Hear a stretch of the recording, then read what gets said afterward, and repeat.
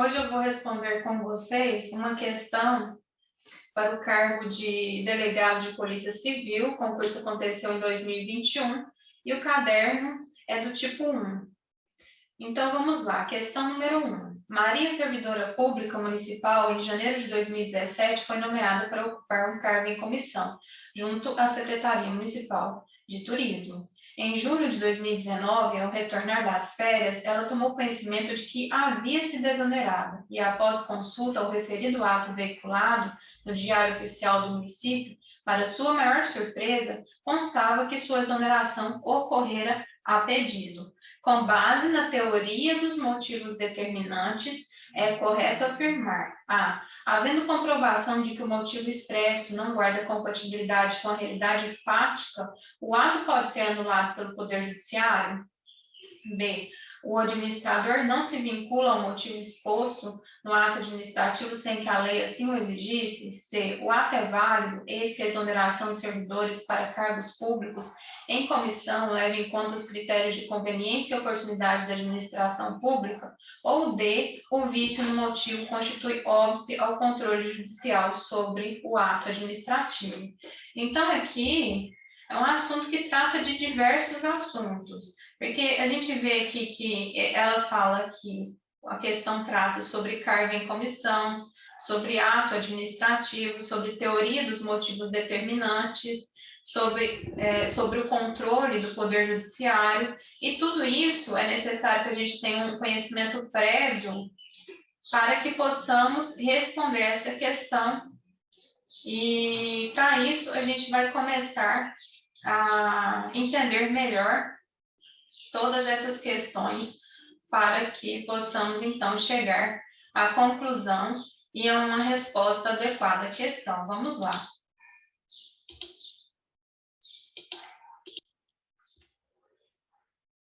Vamos fazer aqui uma breve digressão para que a gente possa ter um conhecimento mais adequado para a resolução dessa questão. Eu começo assim, pelo seguinte. Temos que lembrar que fato é o quê? É o que está no mundo real.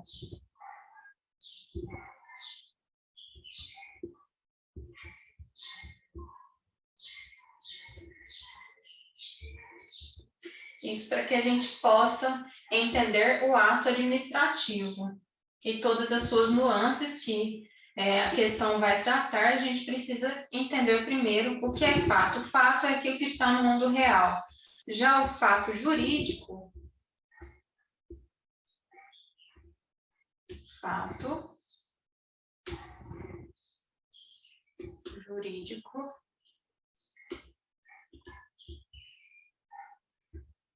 é a subsunção desse fato à norma. Então, é o fato que vai estar estabelecido dentro de um ordenamento jurídico, dentro de uma norma. Se eu pegar esse fato jurídico, que é algo que está dentro de uma norma, e juntar a manifestação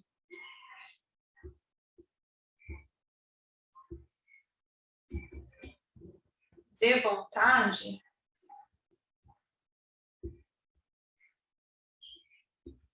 eu vou ter assim um ato jurídico.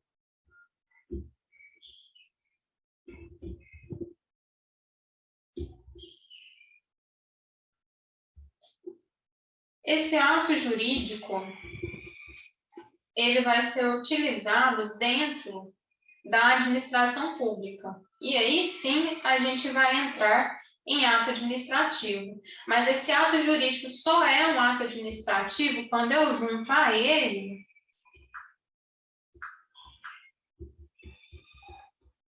o interesse público.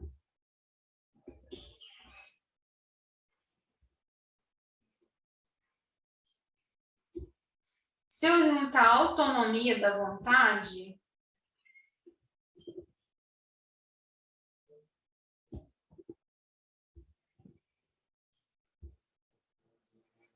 ele será um ato jurídico do âmbito civil. E aqui, se eu juntar o interesse público, eu estou falando de um ato que vai preservar o interesse público. Se o interesse público é superior aos interesses privados, vai ser uma manifestação unilateral de vontade. E aí sim nós vamos achar o ato administrativo. Então, mais interesse público. E considerando que o interesse público é superior ao interesse privado, então temos aqui uma manifestação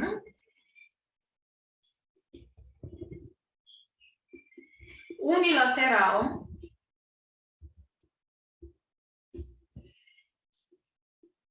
de vontade.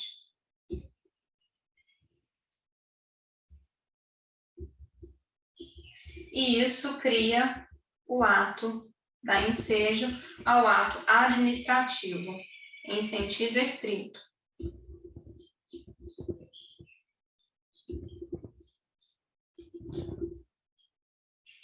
Só porque esse ato, ele deve ser o quê? Ele deve ser um ato válido.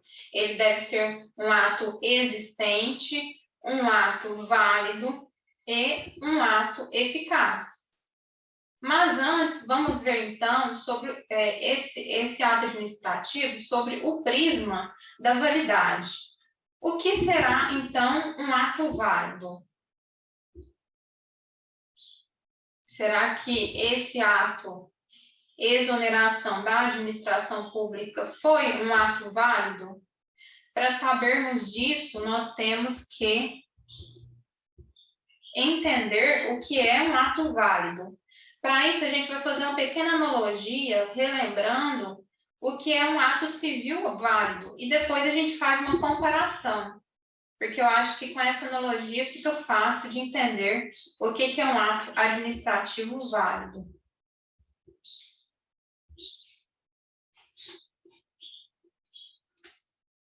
Então, aqui nós vamos entender os elementos para que esse ato administrativo ele seja válido, mas ele também seja existente e também vamos falar dele no plano da eficácia. Então, vamos fazer essa analogia, como eu falei, no âmbito civil primeiro. Depois vocês vão ver o tanto que vai ficar mais fácil a gente falar da administração pública. Então, ato civil. E para que essas manifestações sejam válidas no campo civil, qual será o artigo que eu devo olhar? Eu devo olhar o artigo 104 do Código Civil. Então, vamos ver?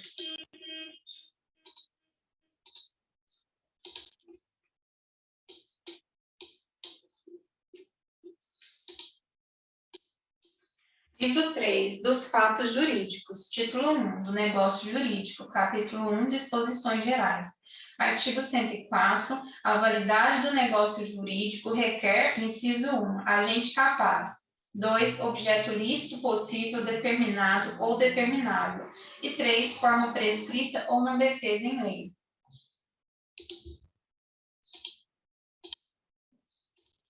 Então, no ato civil também há elementos para que esse ato ele esteja realmente apto a produzir os seus efeitos.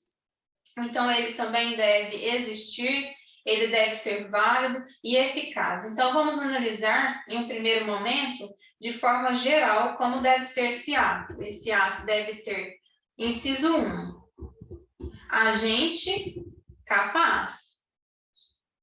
Agente capaz. Inciso 2, para que esse ato civil seja válido, eu tenho que ter o quê?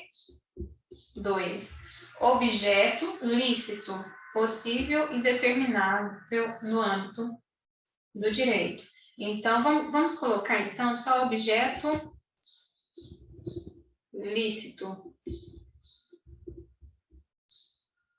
Só para ter uma ideia. 3, forma prescrita ou não defesa em lei.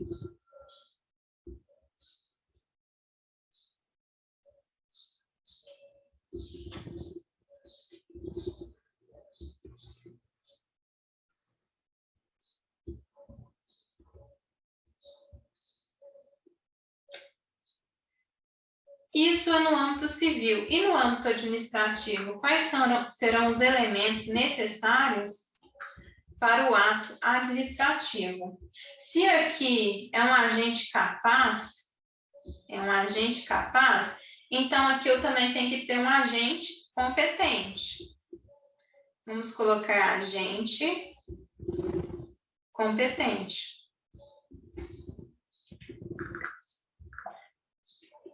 Se no âmbito civil eu preciso de um objeto lícito, no âmbito do direito administrativo eu preciso também de um objeto lícito. Aqui no âmbito civil, eu tenho uma forma. No âmbito do direito administrativo, eu também vou ter uma forma. Mas como no âmbito do direito administrativo, do ato administrativo, eu preciso satisfazer o interesse público, eu tenho que colocar também um outro elemento, a finalidade. E qual será essa finalidade? Satisfazer o interesse público. Essa é a finalidade. E para isso eu preciso o quê? Eu preciso motivar. Motivo.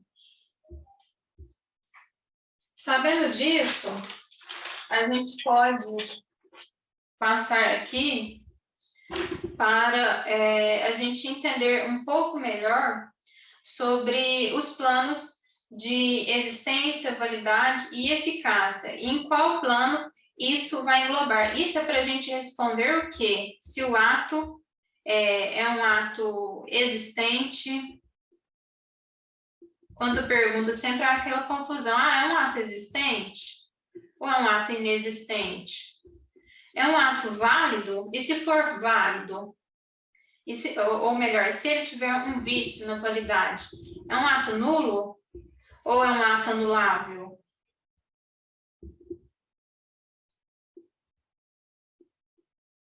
E também se é um ato que produz sua eficácia.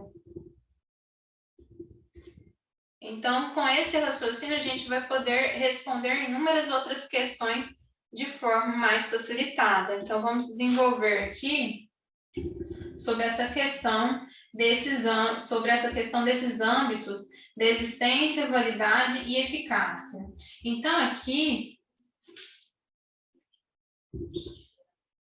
os atos jurídicos, que é uma manifestação de vontade, ela só é manifestação de vontade quando existe. Então, aqui nós estamos no âmbito maior, que não vai falar exatamente sobre manifestação de vontade, vai falar sobre lei. A lei, nós vamos perceber que são fatos que foram incluídos no mundo jurídico. E quando essa lei ela vai virar um ato jurídico? Ela vai virar um ato jurídico quando ela estiver dentro de uma norma. Porque aqui sim, aqui dentro, eu vou encontrar uma manifestação de vontade que pode criar, ou no caso de Maria, extinguir um direito, ou mesmo modificá-lo. Então, o ato jurídico, ele vai ficar dentro de uma norma. E o fato jurídico, ele fica dentro de uma lei. E quais são os planos que engloba essa norma? Ou seja, a norma que está aqui mais nesse plano e a manifestação de vontade, o ato jurídico, que está dentro da norma. Então, para eu saber se o ato jurídico é ou não válido, eu preciso saber se essa norma de que emanou essa manifestação de vontade, se ela é ou não válida, porque isso vai interferir onde? vai interferir na validade ou não de um ato jurídico administrativo, no caso. Então, eu preciso saber quais são os planos. Os planos de existência, validade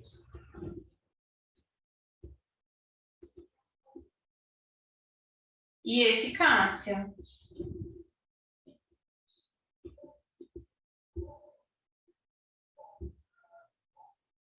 E esses planos, eles devem ser analisados da seguinte forma. Primeiro, o plano da existência.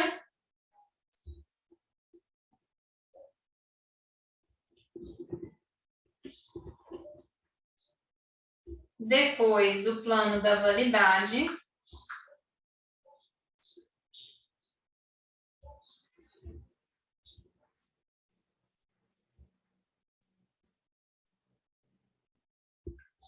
E, por fim,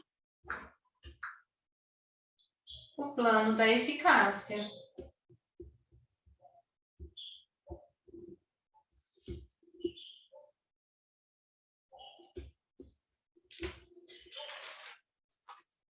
Como eu falei, esses planos eles devem ser verificados e determinados por uma progressão, e ele vai determinar se o ato administrativo é ou não um ato constituído nesse mundo, ou seja, um ato existente, se esse ato é ou não válido, ou seja, ele vai verificar o quê? Como esse ato administrativo ele é desenhado. E se, através desse desenho, se ele é descrito no plano jurídico e depois ele vai passar para a existência no plano dos fatos, de forma o quê? De forma perfeita. Então, esse ato ele deve ser desenhado nesse passo a passo de existência, validade e eficácia, de forma com que ele seja descrito e observado em sua perfeição, para aí sim ter um ato que vai produzir de forma legítima todos os seus efeitos. Então, vamos lá, vamos começar pela existência.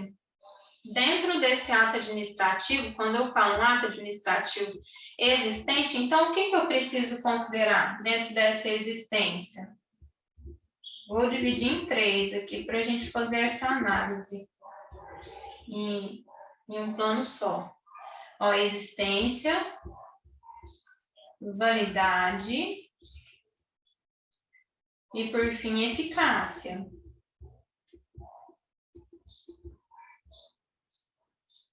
Eu preciso observar quais elementos do ato administrativo dentro do plano da existência. E por que eu preciso observar esses elementos? Porque se eu tiver alguma imperfeição nesse elemento, no campo da existência, e se esse plano não existe, então eu estou falando de um ato inexistente. Se eu tenho algum elemento que está no plano da validade, e esse ato é viciado, eu estou falando de um ato que pode ser nulo ou anulável. E depois eu vou falar também de como a gente vai ter que ver esse ato dentro da eficácia. Que aí já é um ato, por mais que tenha algum problema, ele já é um ato construído, ele já é um ato bastante construído. Por quê? Porque a gente tem que desenhar, descrever esse ato tanto no plano aqui da existência, quanto no plano que da validade, quanto no plano da eficácia. Então, se eu já passei pela existência e pela validade, esse ato já está bastante, o quê? Ele já está bastante construído. E quando eu chego na eficácia, por mais que ele tenha algum problema de eficácia, mas já olhamos alguns planos de existência e validade. Por isso que essa análise é uma análise progressiva. Então, quais os elementos que tem aqui dentro da existência? Os elementos do ato administrativo, quais são? Competência,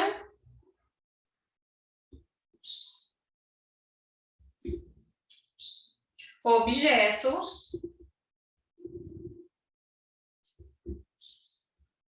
e forma.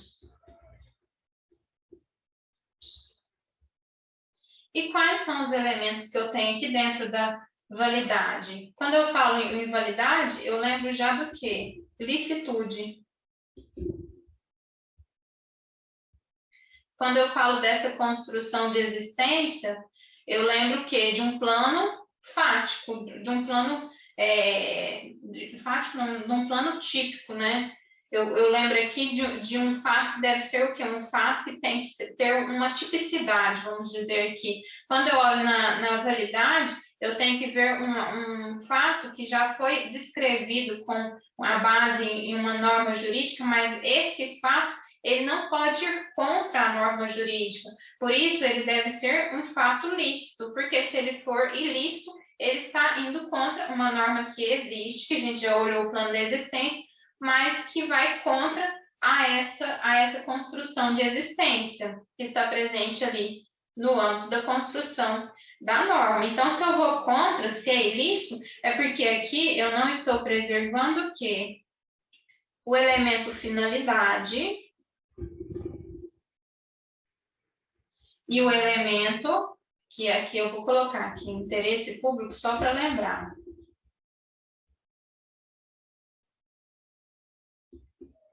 E o elemento motivo.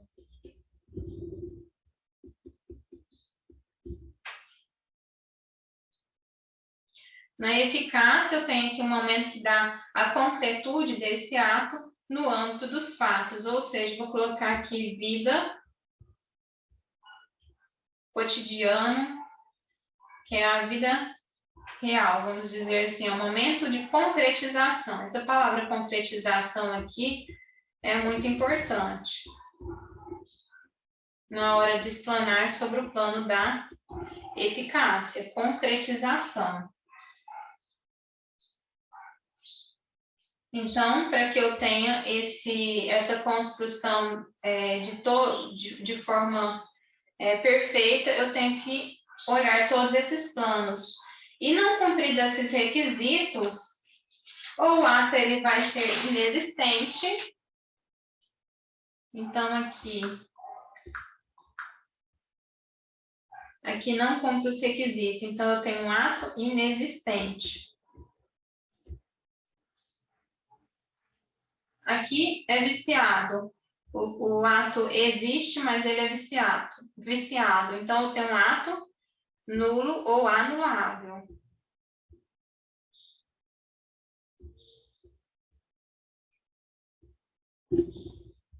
E aqui eu tenho um ato não eficaz, caso haja algum defeito no plano da eficácia, não eficaz. Então, sem que haja o plano da existência, não podemos seguirmos para o plano do quê? Da validade. E sem que haja o plano da validade, não podemos seguirmos para a análise do plano da eficácia, porque o ato administrativo ele deve ser aplicável ao fato se antes ele for válido e existente. Aí sim, ele deve ser o quê? Ele deve ser eficaz. Então, no segundo momento de apreciação, já temos o ato existente, e aí sim a gente vai ver aqui, primeiro momento, o segundo momento, a validade. A validade desse ato administrativo. E aí encontramos o motivo. Ou seja, se esse ato que foi feito de acordo com essa questão, teve um ato administrativo, exoneração. Se esse ato, ele falhou no elemento motivo, eu tenho que analisar se ele pode ou não ser convalidado. Se ele não pode ser convalidado, eu falo que é um ato nulo. Se ele pode ser convalidado, no caso de Maria, ela pode voltar a exercer esse cargo em comissão, eu falo de um ato que foi feito de forma inválida, portanto, ele será, nesse caso, anulável. Então, observar esses planos é importante para quê? Para que a gente possa pensar essa questão. Então, o vício pode ser sanável, a servidora pública exonerada, o ato administrativo é inválido e ela pode ser o quê? Ela pode voltar a participar dos cargos, dos quadros ali do quadro da administração pública.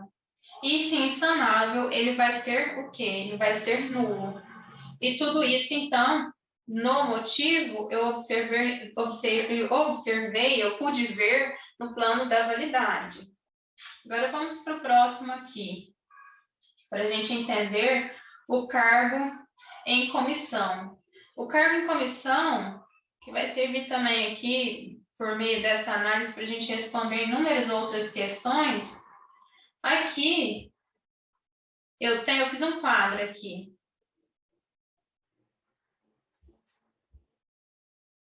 Eu tenho um quadro funcional da administração pública. Eu vou colocar, isso aqui é um quadro funcional da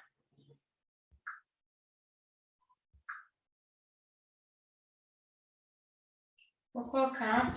Isso é administração pública. Então, vemos aqui que o espaço está todo vazio. E como que eu vou preencher esse espaço? Eu tenho que preencher esse espaço de alguma forma. Eu tenho que colocar pessoas exercendo o serviço público.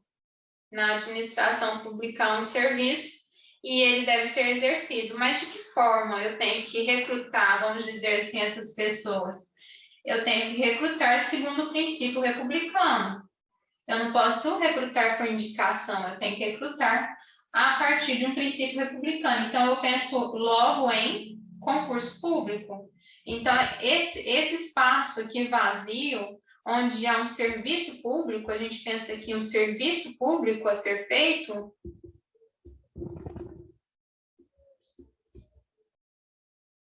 eu tenho que preencher. E de que forma que eu preencho esse espaço? Eu preenchi no caso do exercício, eu preenchi através de uma servidora pública, Maria. E só porque ela exercia um cargo comissionado. E aí, se ela exercia um cargo comissionado, eu preciso saber se esse cargo é um cargo em sentido estrito, que ele é feito através de lei, porque o cargo para cumprir o princípio republicano que enseja o concurso público,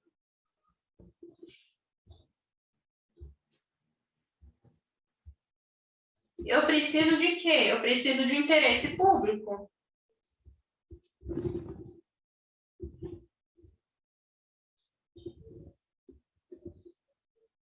Para fazer o quê? Para dizer sim, eu quero o quê? Eu quero criar um cargo, porque realmente nós estamos aqui e precisamos desse cargo, mas é de interesse público. E como que eu faço isso de uma forma democrática, de uma forma a trazer essa democracia para preenchimento desse quadro que até o momento está vazio? E ele vai ser preenchido por meio de quê? Ele vai ser preenchido por meio de cargos. Mas para a criação desses cargos, eu preciso de quê? Deliberação. Quem que é o representante do povo? O principal representante do povo ali. Eles estão ali dentro da Assembleia Legislativa, eles estão ali dentro do poder legislativo. Então, para eu criar esse cargo, eu preciso de quê? Deliberação. Então, esses cargos que vão preencher esse espaço vazio que está aqui, eles são criados por lei.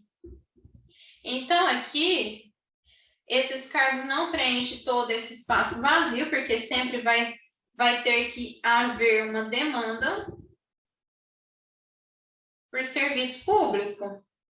E através desta demanda, eu vou o quê? Eu vou criar um cargo público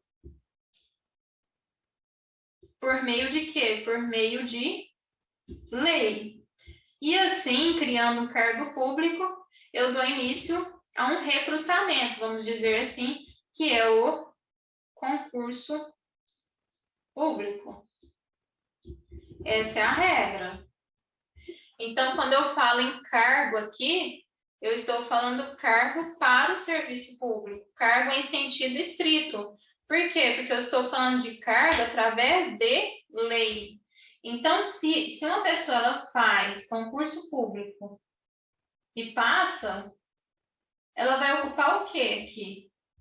Ela vai ocupar um cargo criado democraticamente por meio de lei. Então, aqui, ó, pessoas ocupando, concursados, viraram servidores públicos e ocupando o quê? Cargos públicos.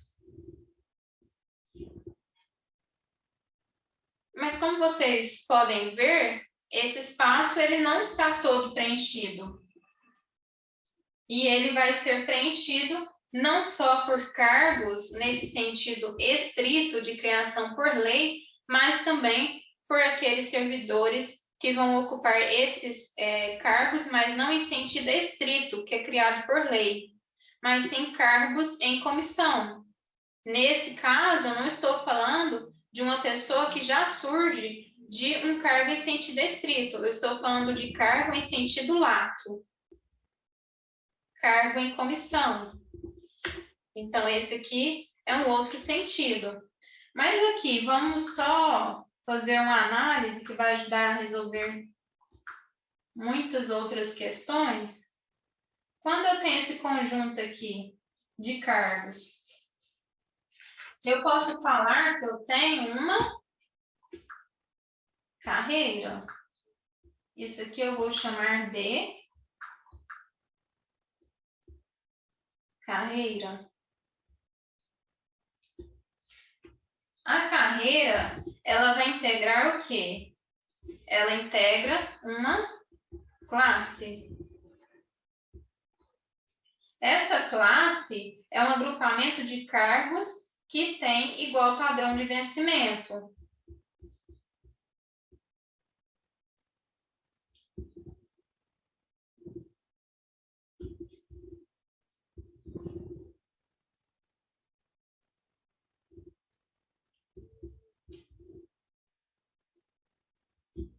Igual padrão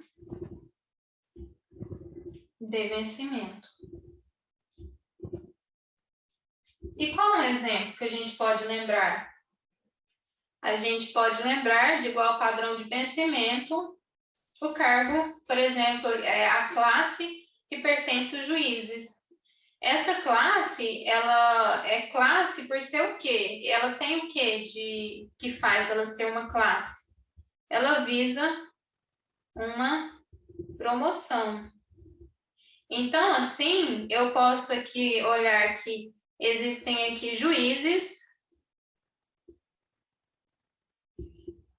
que podem ser promovidos a desembargadores. Isso não acontece em cargo comissionado, a gente não vê essa progressão dessa funcionalidade. Então, no cargo comissionado, a gente tem aqui, na verdade, um cargo isolado. Quando não tem essa promoção, vamos fazer aqui vamos colocar de outra cor para ser o quê? Um cargo isolado. Justamente por não ter uma progressão. Então, naqueles cargos em que há uma progressão, há um interesse muito mais amplo, um interesse público muito mais amplo. Já no cargo isolado, ele é mais restrito. Ele gera, se gerar um prejuízo é menor. Então, a gente fala aqui desse cargo isolado porque não há progressão funcional.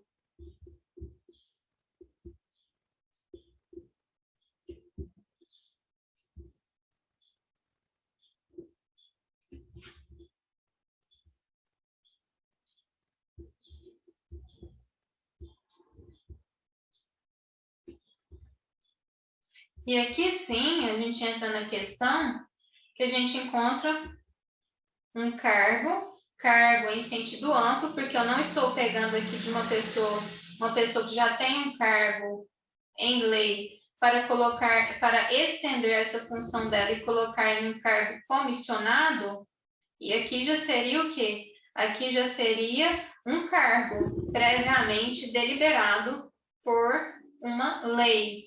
Esse cargo aqui, esse cargo comissionado, apesar de falar cargo em comissão, Esse cargo em comissão, eu não pego uma pessoa já estabelecida aqui, um provimento efetivo, no caso, não pega um servidor público efetivo, não necessariamente. Por isso, ele é um cargo em comissão. Já a função comissionada, eu tenho o quê? Eu tenho uma pessoa que já tem um cargo e eu vou colocar, por exemplo, essa pessoa em um cargo de direção. Então, eu vou só estender, ampliar suas responsabilidades e funções. Então, a diferença de cargo em comissão, que é o caso aí do exercício e função comissionada, é essa a diferença.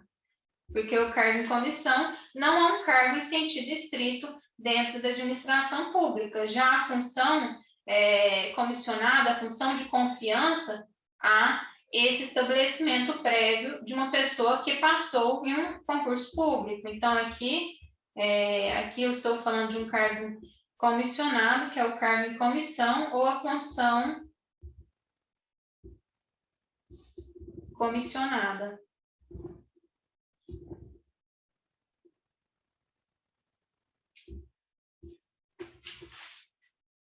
Então, no quadro, ele sobrou aqui um espaço. Olha o espaço que sobrou. E pode surgir a necessidade de o quê? De um serviço público. Esse serviço público, ele vai surgindo com o decorrer do tempo. E esse serviço público, ele pode ser o quê? Ele pode ser urgente. Ele pode ter essa questão da urgência. Então, não vai dar tempo de fazer o quê? Um concurso público, que seria desejável. Então, excepcionalmente, vamos preencher esse espaço vazio aqui com cargos públicos, que são cargos porque é no sentido geral e eles não vão ser criados por lei. No sentido estrito, um cargo público ocupante por um servidor público que passou em um concurso público, ele é um cargo criado por lei. Nesse caso, como eu expliquei, é porque um servidor público é concursado e vai ser atribuída a ele uma função de confiança. Então, já um cargo, e eu vou colocá-lo ali, ou colocá-la em um cargo que tem atribuição de direção, por exemplo. Já existindo um cargo e sendo atribuído apenas atribuições e responsabilidades, temos uma função de confiança. Essa função é de confiança, ou seja, a confiança pertence a uma esfera pública. Então, vamos colocar isso no papel, que eu acho que vai ficar bem mais fácil, essa diferenciação. Função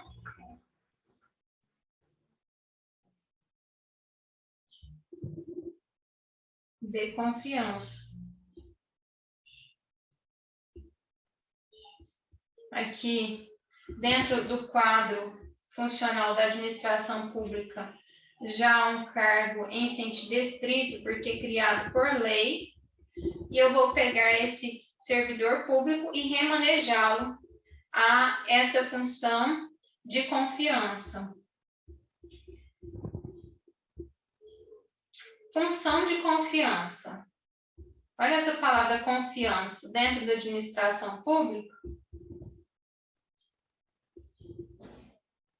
Confiança, se a função é de confiança, a confiança pertence a uma esfera pública. Então, essa esfera pública, ela deve ser analisada pelo ato ser proporcional e razoável. Eu quero colocar uma determinada pessoa em uma função de confiança. O cargo já existe, já foi criado por lei, então, um cargo em sentido estrito na administração pública, essa confiança atribui, assim, uma escolha. E se eu falo em escolha, eu lembro de um ato administrativo, é um ato discricionário, um ato administrativo discricionário. E quando eu falo em escolha, eu lembro também de faculdade. Mas essa faculdade, ela não implica ser uma escolha que seja uma escolha arbitrária. Essa escolha, ela deve ser analisada pela proporcionalidade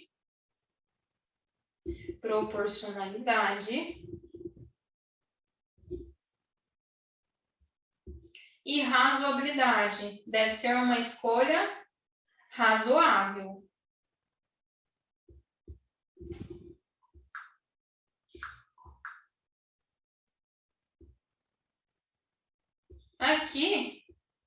o Poder Judiciário, ele vai poder se imiscuir, ele vai poder analisar esse ato sob esse aspecto, mas não vai poder analisar o ato sob o aspecto da faculdade, do mérito, porque senão ele seria o próprio administrador público. Então, nessa esfera íntima, a pessoa que vai ser nomeada ali, ela é nomeada porque há uma confiança. Então, eu não posso chegar no mérito de Maria do cargo comissionado.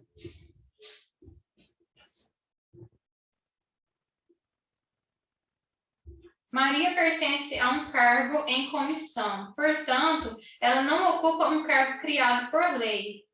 Sendo assim, ocupa um emprego público, que é regido não por lei, mas não por lei em sentido estrito de um regimento do servidor público, mas no sentido geral da CLT. Enquanto na função de confiança do servidor, quando não ocupa mais um cargo de confiança, ele continuará, ele permanecerá dentro dos quadros da administração pública. Por exemplo, uma pessoa é nomeado a diretor. E essa pessoa era oficial de justiça. Já concursada essa pessoa. Então, de oficial de justiça para cargo de diretor. No caso, esse ato, quando esse ato ele é retirado da administração pública, e aqui essa pessoa que ocupava o cargo de diretor não ocupa mais, essa pessoa não será exonerada. Essa pessoa volta a ocupar o cargo de oficial de justiça. Mas aqui no cargo comissionado, se for o caso dessa pessoa, desse sujeito, desse agente, ele não ocupar, ele não vem de uma ocupação de um serviço público aqui, e ele é agora nomeado a diretor.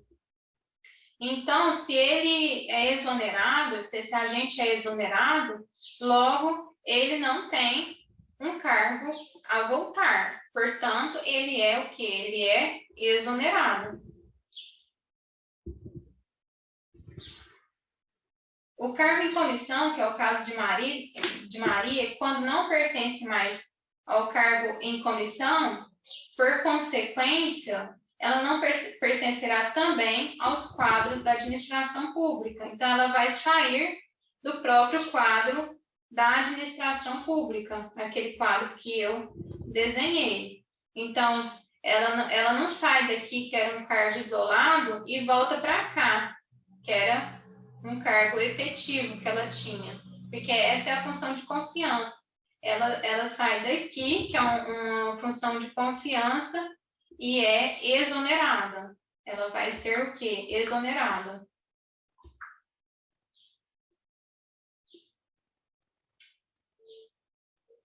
E se houver vício na motivação, que pertence ao plano normativo da validade, se esse ato for viciado, então exonerou. Mas esse ato, ele não precisa ser o quê? Motivado. Não precisa de motivos. Não precisa de motivação.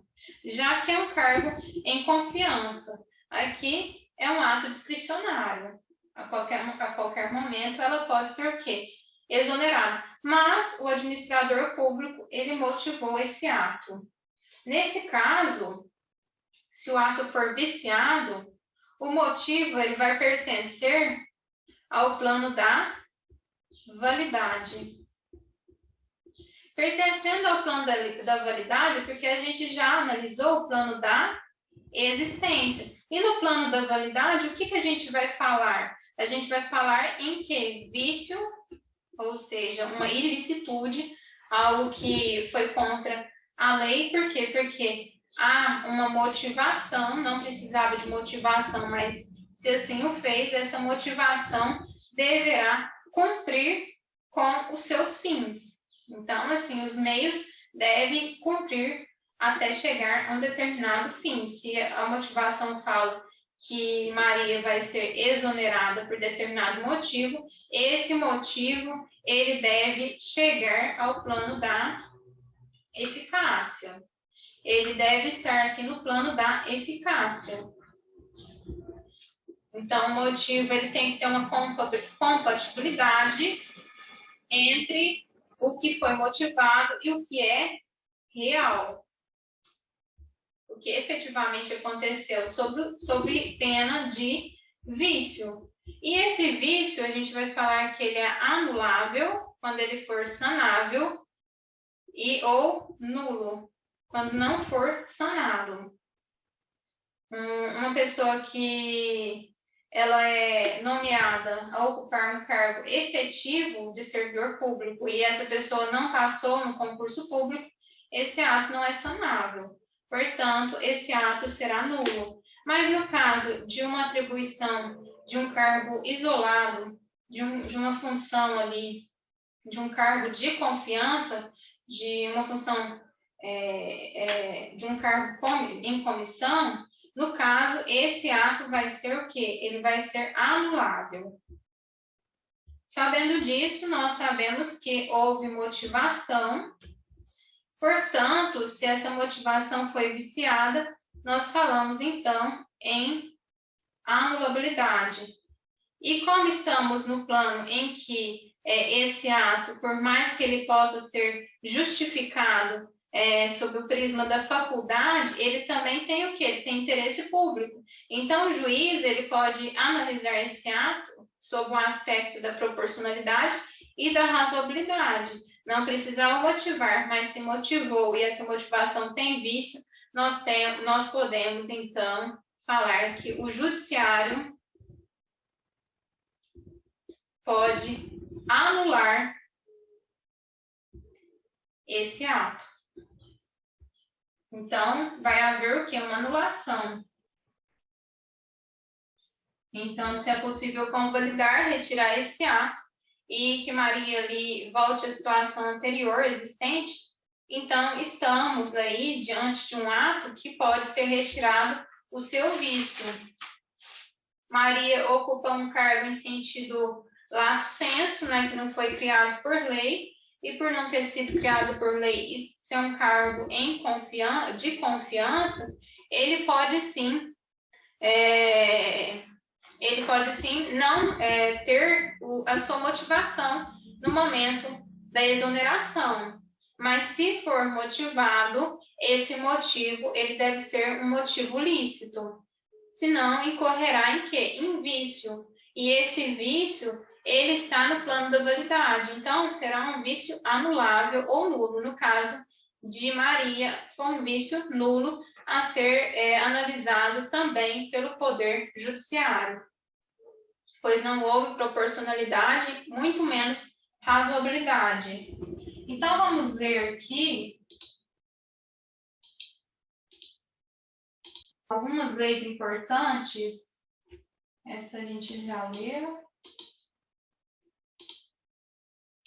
Só para entender essa lei que também cai muito. Cargo público, para os efeitos desse estatuto, é o criado por lei em número certo, com a denominação própria e pago pelos cofres do Estado. Então, os cargos aqui podem ser de carreira ou isolado. De carreira e isolado pode tratar tanto em cargos que há uma lei em sentido estrito e regido por um estatuto próprio, ou então, em cargo isolado, pode haver ali um cargo em sentido lato, ou seja, que vai ser tratado pela CLT. São de carreira os que se integram em classes e correspondem a uma profissão. Isolados os que não podem integrar em classes e correspondem a certa e determinada função. Eu acho que até aqui. Capítulo 12 da Lei 9784, ela vai dizer o seguinte sobre a motivação. Da motivação, os atos administrativos deverão ser motivados em regra, né? Por quê? Porque nesse caso não havia necessidade de motivação, estamos aqui numa exceção, mas se forem motivados, deverão ser motivados com a indicação dos fatos e dos fundamentos jurídicos, quando neguem, limitem ou afetem direitos ou interesses, imponham ou agravem deveres, encargos ou sanções, decidam processo administrativo de concurso ou seleção pública, dispensem ou declarem a inexigibilidade do processo licitatório, decidam recursos administrativos, decorram de reexame de ofício, deixem de aplicar jurisprudência firmada sobre a questão ou discrepem de pareceres, laudos, propostas e relatórios oficiais. Inciso 8. Importem anulação, revogação, suspensão ou convalidação do ato administrativo. Parágrafo 1º. A motivação deve ser explícita, clara e congruente, podendo consistir em declaração de concordância com fundamentos de anteriores pareceres, informações, decisões ou propostas, que neste caso serão parte integrante do ato. Parágrafo 2º. Na solução de vários assuntos da mesma natureza, pode ser utilizado o meio mecânico, que reproduz os fundamentos das decisões, desde que não prejudique direito ou garantia dos interessados. E parágrafo 3º, a motivação das decisões de órgãos colegiados e comissões ou de decisões orais constará na respectiva ata ou termo escrito. Agora vamos para a Constituição, para fechar, inciso 2, artigo 37. A investidura em cargo ou emprego público depende de aprovação prévia em concurso público de provas ou de provas e títulos de cargo com a natureza e a complexidade do cargo ou emprego na forma prevista em lei, ressalvadas as nomeações para cargo em comissão declarado de livre nomeação e exoneração. Então, aqui há essa ressalva das nomeações para cargos em comissão declaradas em lei de livre nomeação e exoneração. Agora vamos aqui para o inciso 9. A lei estabelecerá os casos de contratação por tempo determinado para atender à necessidade temporária de excepcional interesse público. Aqui é o caso em que cabe as contratações que não sejam de cargos nesse sentido estrito, que é um cargo feito por uma deliberação democrática, por uma lei. É um cargo criado por uma lei que deve ser estabelecido ali por concurso público. E nos casos em que não dá tempo de fazer concurso público e nem mesmo de uma criação de lei estabelecendo ali um cargo, deve ser feitas as contratações, mas essas contratações devem obedecer o tempo determinado para atender à necessidade, que é uma necessidade temporária, de excepcional interesse público. Então, tem que ter o quê? Tem que ter um excepcional interesse público. Visto isso, vamos voltar aqui à questão número 1. Maria, servidora pública municipal, em janeiro de 2017, foi nomeada para ocupar um cargo em comissão junto à Secretaria Municipal de Turismo. Em julho de 2019, ao retornar das férias, ela tomou conhecimento de que havia sido exonerada e, após consulta ao referido ato veiculado no Diário Oficial do município, para sua maior surpresa, constava em sua exoneração que ocorrera a pedido, com base na teoria dos motivos determinantes. Teoria dos motivos determinantes. É correto afirmar, havendo comprovação de que o motivo expresso não guarda compatibilidade com a realidade fática, o ato pode ser anulado pelo Poder Judiciário. Então, motivo, eu vou encontrar onde? O motivo, vou encontrar no plano da validade. E o plano da validade, se o motivo ali, pela teoria dos motivos determinantes, se esse motivo ele não guarda compatibilidade com a realidade fática, ele não pode produzir os seus efeitos, ele não pode ser eficaz. Mas como o motivo está aqui no plano da validade, eu vou falar em um vício. E se há um vício, aqui não precisava no caso, só fazendo um parêntese, não precisava de motivação. O administrador público não precisava motivar, mas se ele motivou e esse ato administrativo, motivo, ele não guarda o devido... a devida validade, então eu estou falando de um vício, e esse vício no plano da validade, ele é possível de convalidação? Se sim, eu estou falando de um ato que deverá ser anulado. Como eu não estou tratando de mérito, e sim de um vício, que pode ser analisado pela proporcionalidade e razoabilidade, então, quando eu falo em teoria dos motivos determinantes, eu sempre tenho que lembrar de razoabilidade e também de proporcionalidade. Esses dois princípios, eles podem ser entendidos e resolvidos aqui também pelo Poder Judiciário, porque aqui a gente não trata mais de mérito. Por quê? Porque esse ato, ele não guarda compatibilidade com a realidade fática. Então, ele não guarda essa compatibilidade. E aqui a questão está perfeita, que realmente, se não guarda compatibilidade, esse ato será declarado ele será um ato anulável pelo Poder Judiciário. Então, havendo comprovação de que o motivo expresso não guarda compatibilidade com a realidade fática, o ato pode ser anulado pelo Poder Judiciário, correto? O administrador não se vincula ao motivo exposto no ato administrativo sem que a lei assim o exigisse? Não, ele sempre está vinculado ao quê? Ele participa da administração pública. Então, ele sempre está vinculado ao princípio do interesse público. Então, o erro aqui é o não. O ato é válido? Não. O ato seria válido se não tivesse a motivação. Se essa motivação aconteceu, o administrador público ele está vinculado aos seus motivos. Por quê? Porque tem que ser um motivo que preze pela transparência, mas principalmente pela moralidade. Então, o ato é válido? Não foi um ato que guardou a sua compatibilidade com a realidade fática. Então, aqui não se trata de um ato válido. Eis que a exoneração de servidores para cargos públicos em comissão leva em conta os critérios de conveniência e oportunidade da administração pública. Realmente leva em conta os critérios de conveniência e oportunidade da administração pública. Por isso, não seria necessário a motivação. Mas, no caso aqui, ele foi motivado. Então, se ele foi motivado e não há essa compatibilidade, o Poder Judiciário pode declarar esse ato digno de ser anulado. O vício no motivo constitui óbice ao controle judicial sobre o ato administrativo. Então, aqui está falando de quê? De vício no motivo. Se constituiria óbice? Não. Se é um vício, ele pode ser o quê? Ele pode ser convalidado pelo controle judicial. Se for mérito, o controle não pode ser judicial, porque se assim o fosse, o próprio juiz seria o administrador público.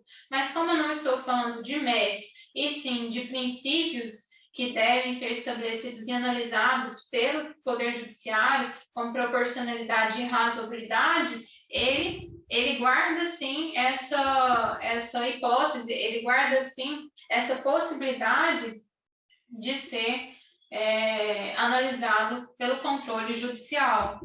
Então, o vício no motivo constitui, a palavrinha errada é constitui. Constitui óbice? Não, o certo seria falar assim, o vício no motivo não constitui óbice o controle judicial sobre o ato administrativo. Aí sim estaria correto. Então, foi isso. Eu espero ter ajudado e até a próxima.